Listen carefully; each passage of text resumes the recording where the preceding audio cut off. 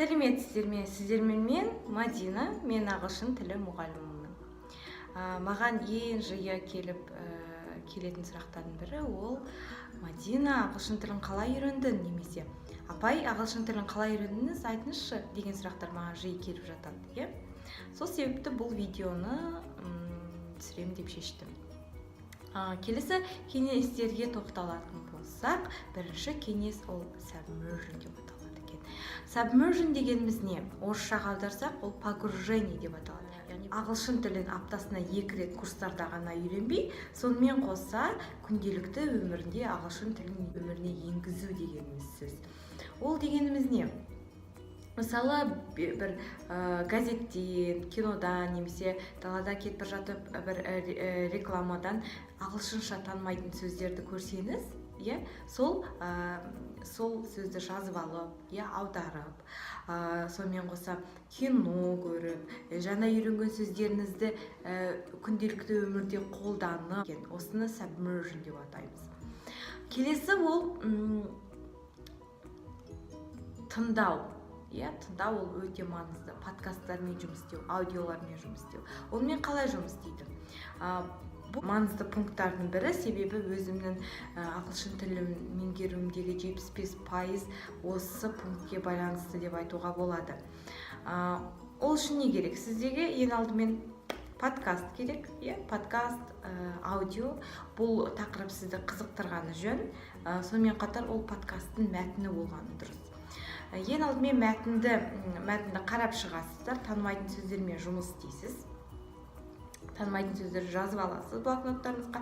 Блокнот жайлы кейінірек айтам.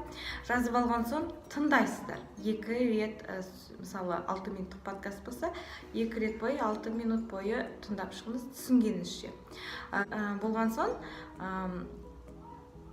әрбір сол жаңағы подкасттың әрбір сөйлемінен кейін тоқтатып, дәл сол интонациямен сіз қайталауыңыз керек. Мысалы, New York, one of the best city in the world. Сіз тоқтатасыз, дәл сол интонациямен қайталау керек. Егер де сіз New York, one of the best city in the world деп жай ғана қайталай салсаңыз, сізде ешқандай прогресс болмайды. Произношение, яғни айтылу қалыптасады екен. Мысалы, балалар тілді қалай үйренеді? Естіп, қайталау арқылы. Сол себепті бұл пункт өте маңызды пункттердің бірі. Жаңағы блокнотқа келіп тоқталайық, мен айттым, кеңірек айтайын деп. Жаңағы жазып алған жаңа сөздер контекстте жазған дұрыс. Контекстте. Жеке-жеке жазсан, ол сөздер ұмытылып қалады. Kendinізге өзіңізбен алып жүрсеңіз, мысалы, жол кептелістерінде немесе кезекте тұрсаңыз, уақытты бос өткізбей, сол сөздерді өзіңізден сұрап, тексеріп, қайталап тұрсаңыз, дұрыс болады. Өйткені ағылшын тілін үйренуде, кез келген тілді үйренуде қайталау процесі өте маңызды. Мысалға алатын болсақ, сіз белгілі бір сөздерді тексттен аудардық дейдік. 1-2 күннен кейін сіз оны ашып қарасаңыз, ұмытылып қалады. Күнделікті бір 5-10 минут жаңа сөздерді қайталауға бөліп тұру керек екен. Келесі ол кітап оқу процесі. Ағылшын тілінде немесе басқа тілде үйреніп жатсаңыз, басқа тілде кітап оқып, жаңа сөздермен жұмыс істеп, оны мазмұндау керек. Кітап оқу сізге не береді? Біріншіден, жаңа сөздер, vocabulary, оны қайталау маңызды деп жаңа айтып кеттім. Екіншіден, сіз оны мазмұндағанда, сіз мен сөйлей аламын деп өзіңізді білесіз сөйлей алатындығыңызды.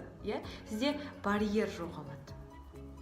Егер де менің видеом сізге пайдалы болса, лайк басыңыздар.